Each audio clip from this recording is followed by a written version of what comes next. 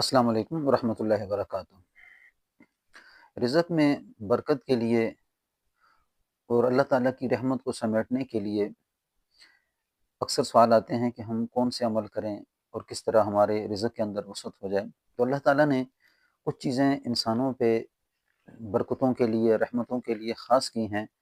اور وہ موقع محل کے عمل ہوتے ہیں۔ اگر آپ ان چیزوں کو کر لیتے ہیں تو انشاءاللہ آپ کے گھروں میں، آپ کی زندگی میں اور آپ کے رزق کے اندر بہت زیادہ وسعتیں آئیں گی۔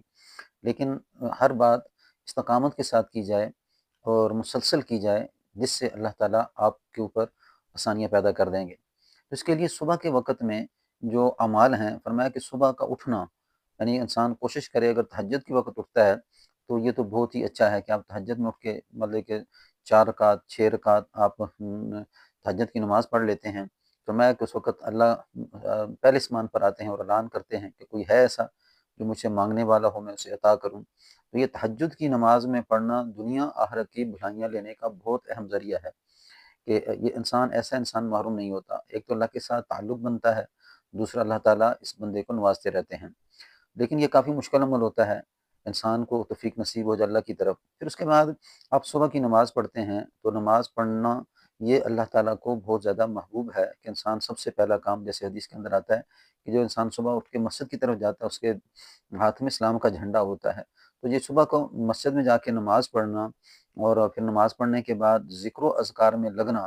یعنی جیسے آپ نماز پڑھ لیتے ہیں تو نماز پڑھنے کے بعد کوشش انسان کرے کہ ایک آیت ہے سورۃ توبہ کی آخری آیت، اگر یہ آیت آپ 11 دفعہ پڑھ لیتے ہیں تو اللہ تعالیٰ کی جو ہے رحمت اور برکت کا ذریعہ بنتا ہے، اور اللہ تعالیٰ کا اس آیت کے پڑھنے والوں کے ساتھ وعدہ ہے کہ اللہ تعالیٰ ہر قسم کی رزق کی تنگیاں دور فرما دیتے ہیں۔ اور اس کے بعد جس وقت تھوڑا سا آپ ذکر و اذکار میں لگتے ہیں، تو اس میں اگر آپ وہ لوگ کہ جو بہت زیادہ کاموں میں مشغول ہوتے ہیں اور زیادہ ذکر و اذکار نہیں کر سکتے، تو کم از کم آپ 11 مرتبہ درود شریف پڑھیں۔ اگر آپ کے پاس وقت ہے تو اس درود شریف کو تعداد میں زیادہ لے کے جائیں، 11 مرتبہ درود شریف پڑھیں، اور پھر اس کے بعد استغفار کم از کم 11 مرتبہ، یا اس کو اگر آپ کے پاس وقت ہے تو اس کو آپ کوشش کریں 101 دفعہ لے جائیں۔ یہ ان لوگوں کے لیے میں کہہ رہا ہوں کہ جن کے پاس وقت بہت کم ہوتا ہے، اپنے کاموں میں بہت زیادہ مصروف ہوتے ہیں۔ لیکن اگر آپ کے پاس وقت ہے تو آپ استغفار کو جس وقت تعداد میں زیادہ کریں گے تو اللہ تعالیٰ کی اور رحمتیں اور برکتیں آئیں گی،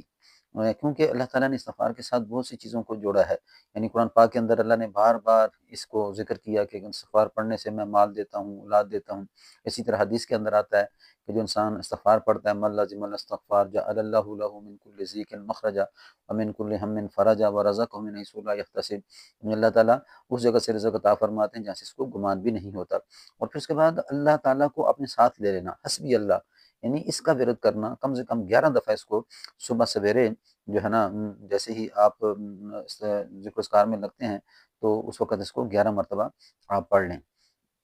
تو اگر یہ آپ اعمال کرتے ہیں تو انشاءاللہ ایک حدیث کا مفہوم ہے کہ جس وقت انسان صبح کی نماز پڑھتا ہے تو اس کی ایک گرہ جادو کی کھلتی ہے، دوسری اور 3 گرہیں جب وہ ذکر و اذکار میں لگتا ہے، وضو کرتا ہے، تو تینوں گرہیں کھل جاتی ہیں اور اس کے سارے معاملات آسان ہو جاتے ہیں۔ تو یہ کچھ اعمال ہیں، اگر آپ ان کو مسلسل کرتے ہیں استقامت کے ساتھ تو انشاءاللہ آپ محروم نہیں ہوں گے، اور اس کی برکتیں آپ بہت زیادہ دیکھیں گے۔ اور اگر ان اعمال میں آپ تعداد کو زیادہ بڑھاتے ہیں تو یہ آپ کے لیے باعث برکت، رحمت اور اللہ تعالیٰ کی طرف سے انعام کا ذریعہ ہے۔